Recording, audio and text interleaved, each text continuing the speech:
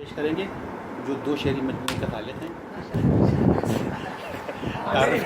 اپنا تعارف کرا رہا ہوں میں بھائی منظر بھائی، کرا لوں تعارف؟ کرائیے. ہاں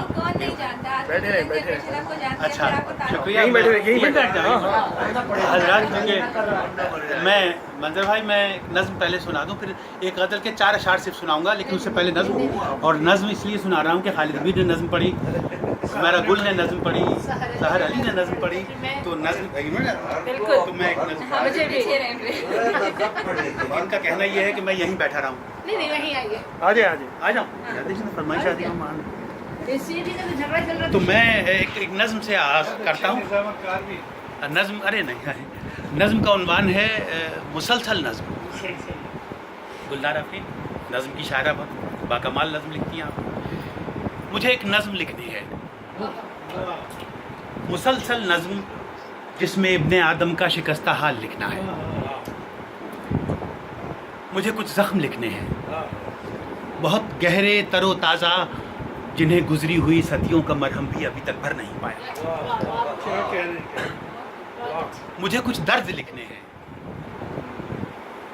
زمین پر اور زمین کے اور زمین پر بسنے والے بے زمینوں کے کچھ ایسے درد لکھنے ہیں جنہیں میں نے کبھی لکھنے کی ہمت آج سے پہلے نہیں کی تھی.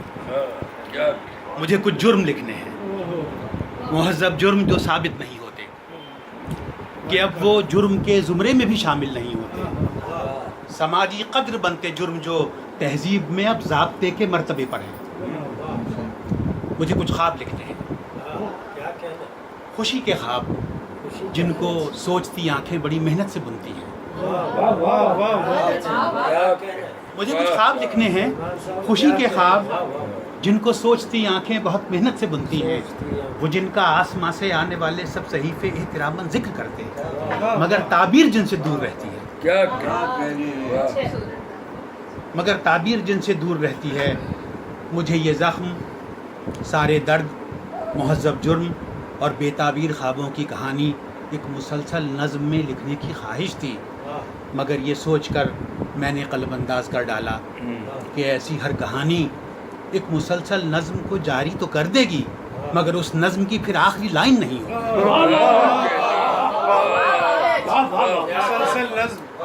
مجھے یہ زخم، سارے درد، مہذب جرم اور بے تعبیر خوابوں کی کہانی ایک مسلسل نظم میں لکھنے کی خواہش تھی، مگر یہ سوچ کر میں نے قلم انداز کر ڈالا کہ ایسی ہر کہانی ایک مسلسل نظم کو جاری تو کر دے گی، مگر اس نظم کی پھر آخری لائن نہیں ہوگی.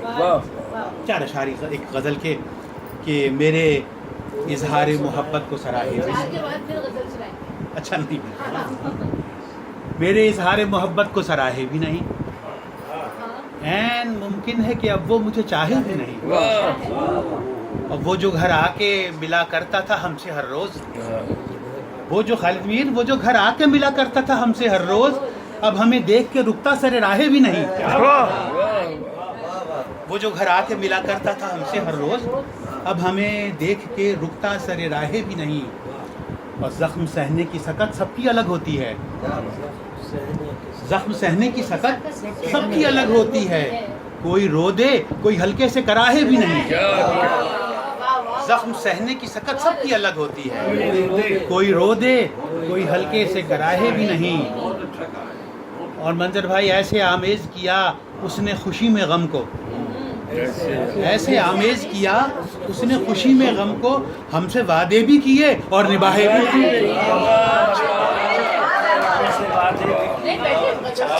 میں سنا جب لکھنے کی کہہ رہی ہے سنانے کی کہہ رہی ہے.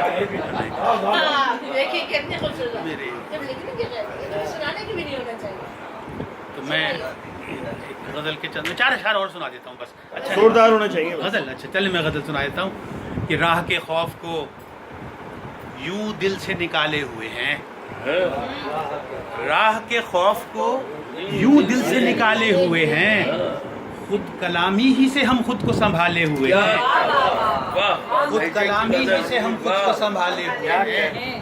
اور وقت اچھا تھا تو احباب نے گھیرا ہوا تھا، وقت اچھا تھا تو احباب نے گھیرا ہوا تھا، ہے برا حال تو ہم اپنے حوالے ہوئے ہیں۔ وقت اچھا تھا تو احباب نے گھیرا ہوا تھا، ہے برا حال تو ہم اپنے حوالے ہوئے ہیں۔ اور وقت اچھا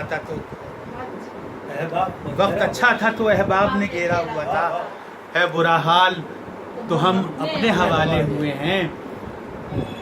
ایک مسئلہ ہے میرے ساتھ کہ میں غزل شروع کرتا ہوں بھول جاتا ہوں۔ وقت اچھا تھا تو احباب نے گھیرا ہوا تھا، ہے برا حال تو ہم اپنے حوالے ہوئے ہیں۔ میں دوسری غزل کی طرف ترک تعلقات کی ایک یہ سزا بھی ہے، ترک تعلقات کی ایک یہ سزا بھی ہے، تم سے بچھڑ کے ہم کو تمہیں سوچنا بھی ہے۔ ترک تعلقات کی ایک یہ سزا بھی ہے، تم سے بچھڑ کے ہم کو تمہیں سوچنا بھی ہے، اور رہنا ہے مصلحت کے تحت بے نیاز بھی، رہنا ہے مصلحت کے تحت بے نیاز بھی، شوق بھائی رہنا ہے مصلحت کے تحت بے نیاز بھی، سب کی نظر بچا کے اسے دیکھنا بھی ہے۔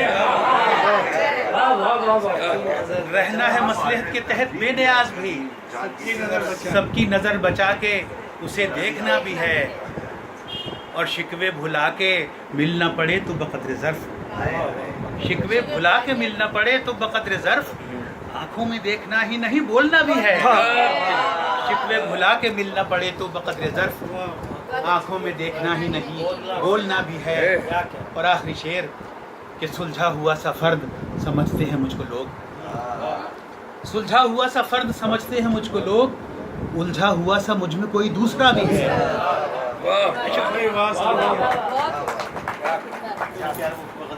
آئندہ کبھی سناؤں گا۔ حاضر محفل میرے کلام اس سما خراشی کے بعد اب میں درخواست